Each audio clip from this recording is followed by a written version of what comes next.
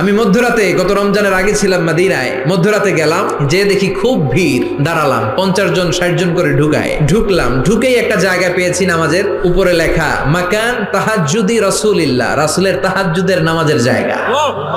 মানে এখানে রাতে তাহাজ্জুদ পড়তেন, প্রাণটা ভরে 2 রাকাত নামাজ পড়লাম। তারপরে আবার প্রথম কাতারে মানুষের সাথে ধাক্কাধাক্কি করে হাঁটতে শুরু করলাম।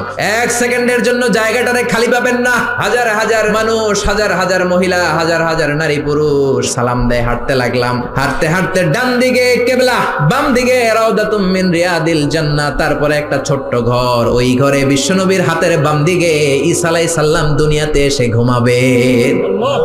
ইন্তেকালের পরে ওইখানে হবে ওনার কবর। এরপর একটু আগাবেন, লেখা মুহাম্মদ রাসূলুল্লাহ। সহ্য হবে আপনার? নিজেরা সামলাতে পারবেন? পারবেন। যে নবীর কথা আজীবন শুনলাম, যে নবীর জন্য বুকের তাজা রক্ত বিলিয়ে দিতে আমরা রাজি আছি না নাই? ওই বিশ্বনবী নাকি এইখানে ঘুমিয়ে আছে। এই চিন্তাটা যদি কারো মাথায় ঢুকে, নিজেকে সামলানো সম্ভব?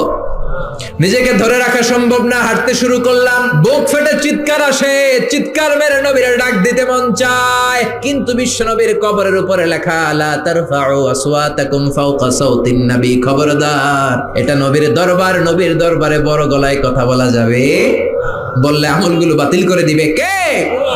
বুক ফেটে কান্না আসে, লোকগুলো দাঁড় দাঁড় করে চোখের পানি ছাড়ে, হেঁটে যায়, বিশ্বনবীর সালাম দেয়, শুধু সালাম দেয় আর চোখের পানি ছাড়ে, আওয়াজ করে কিছু বলার সুযোগ নাই। তারপরে সামনে হাঁটলে পাবেন আপনি সাইয়েদনা আবু বকরের কবর, তারপরে সাইয়েদনা ওমর ফারুকের কবর, এরপর বাবুল বাকি দিয়ে বের হলে জান্নাতুল বাকি, মাকবারাতুল বাকি আছে না নাই?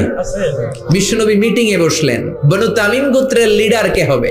বিশ্বনবী বললেন, ও সাহাবারা প্রস্তাব দাও। আবু বকর বললেন, আমার প্রস্তাব উনি। ওমর ফারুক বললেন, না, আমার প্রস্তাব উনি নয়, আমার প্রস্তাব উনি, আমি যার কথা বলছি সেই সেরা, তারই নেতা হওয়া দরকার। আবু বকর বলে, না, আমারটাই দরকার। ওমর বলে, আমারটাই দরকার। তর্কাতর্কি আছে না নাই? ঝগড়াঝাটি লেগে গেল, তর্ক হয়ে গেল, কথার পিঠে কথা, কথার নাম লতা। কথা বলতে বলতে বিশ্বনবীর কণ্ঠের চাইতে 2 জনের কণ্ঠ উঁচু হয়ে গেল।